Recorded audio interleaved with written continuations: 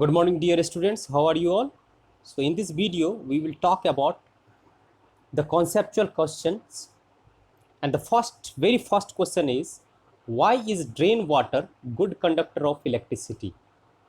The answer you can see, answer is written. This is actually the conceptual question. Okay, now first question you can see, that is, why is drain water good conductor of electricity? And the answer is that drain water contains various salts and acids. So you can say that these salts, if I will write here salts, that one is NaCl, NaCl, that is common salt, only one salt I am writing. So NaCl can break down into Na plus and Cl minus. Okay, now if I will talk about the acids, so if I am writing here HCl, so HCl can break down into H plus and Cl negative. So you can see these these salts and acids can give the ions in water, So you all know, due to the conduction of ions, due to the flowing of ions, due to the presence of constituents ions, it will be the result of conduction of electricity, and hence the drain water that conduct electricity. Okay, now so this is the answer. Now second question you can see, what okay, so second question, what will be the action of the following substances on litmus paper? Dear students, you know that there are two types of litmus paper are available. First one is blue litmus paper, second one is red litmus paper. And you have to write the action of litmus paper. It may be blue, it may be red. You have to think that which paper will change the color and give the taste of acid and base.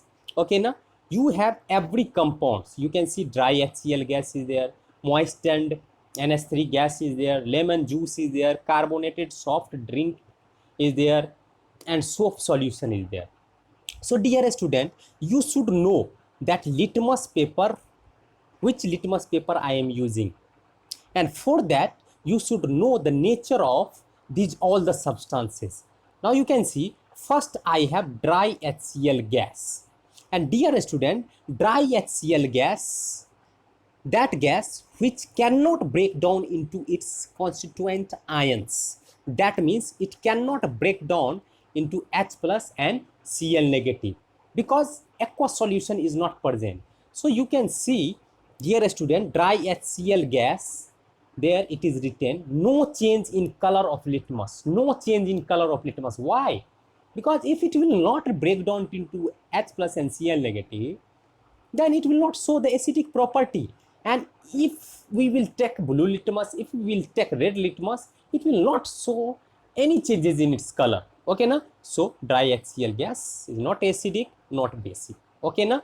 Second one, that one is moistened NH3 gas, moist NH3 gas. And dear student, you must note this one, moist NH3 gas is basic, and you know which blue indicator, blue litmus or red litmus, which one will give with the basic solution? It is red litmus, which will change into blue, Okay, now third one, that one is lemon juice, you know, na, acidic it is. So acidic, that ones I will write the acidic, which litmus will change, blue litmus will change into red. That you have to understand. You have to actually think that if you will take blue litmus also, red litmus also, many pages, many paper will be, spoil, damage.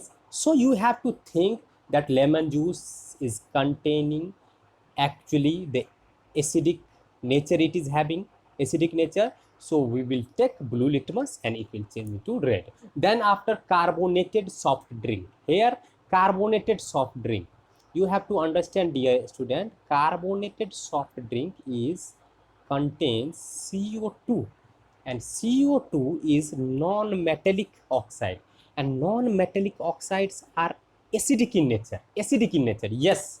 Lots of people actually think soft drink it may be basic, but look, logic behind it, it contains carbon dioxide, and carbon dioxide is acidic in nature, and then acidic in nature, blue to red, it is written here. Curd is acidic, so blue to red. Soap solution is basic, red to blue. Okay, now if once you will understand that the nature of this one, you can take blue or red litmus. Here it is given lemon juice, acidic in nature, and you can say blue litmus to red, carbonated soft drink, acidic nature, blue to red, curd, acidic, again acidic, so blue to red, soap solution, basic, and you can see red litmus I have taken. It depends upon that one, acidic nature and basic nature. Now next question is copper coin. A copper coin is immersed in a solution of silver nitrate for some times. What will happen to the coin and the color of solution? Now before the giving of this question, before reading that answer of that question, I will give you one of the experiment and the diagram, and you will understand that one. First of all, you should know a solution of silver nitrate is there, and I have put it one of the copper coin in that one. So you can see, dear student, I have taken one of the beaker. In that beaker, AgNO3 aqueous solution, AgNO3 is present into that one. AgNO3 means aqueous solution, so it will break down into Ag plus NNO3.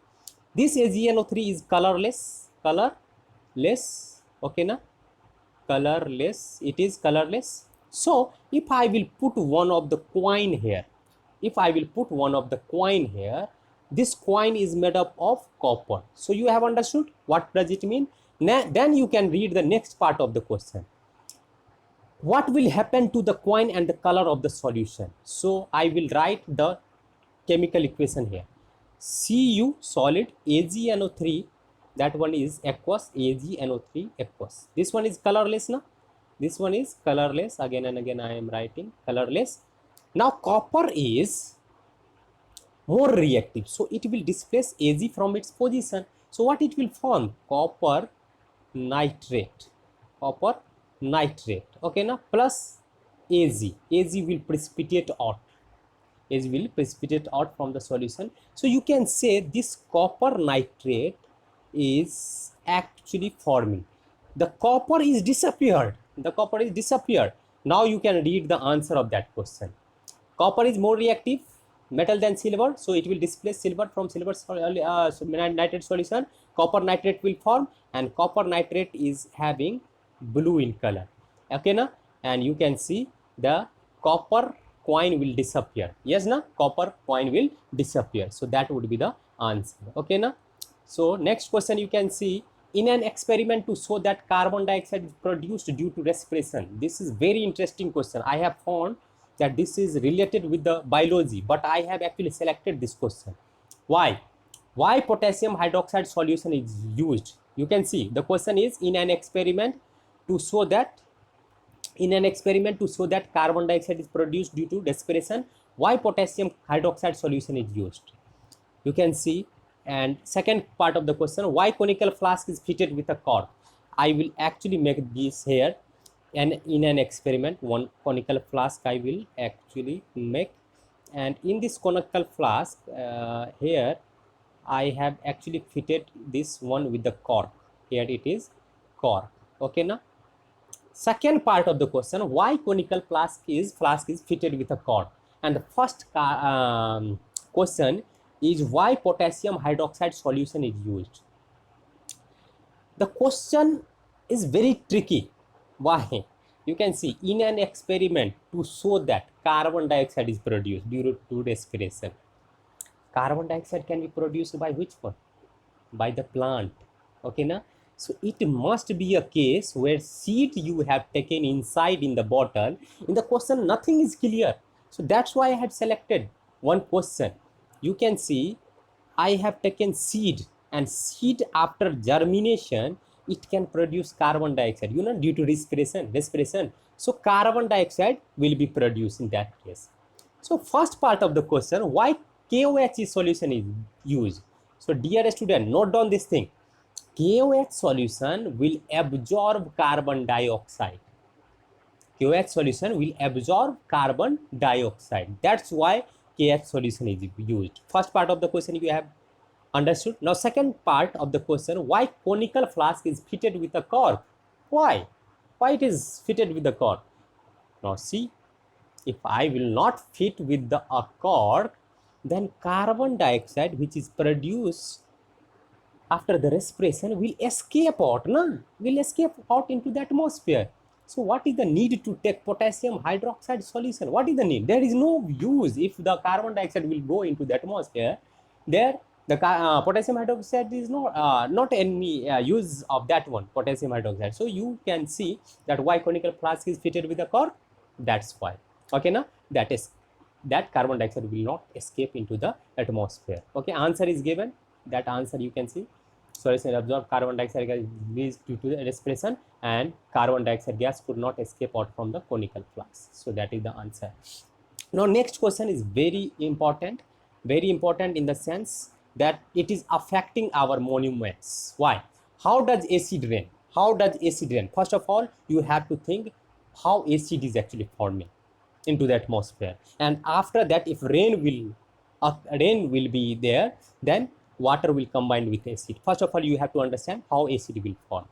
You know, dear student, lots of vehicle is actually running, lots of chimney is actually producing lots of elements, sulfur, nitrogen, carbon. If somewhere sulfur is producing, that sulfur will go into the atmosphere, it will react with oxygen and it can form sulfur dioxide. After that sulfur dioxide, when it present, and it will present for more time, if raining is not occur, then it can form SO3 also. So that case I have not written.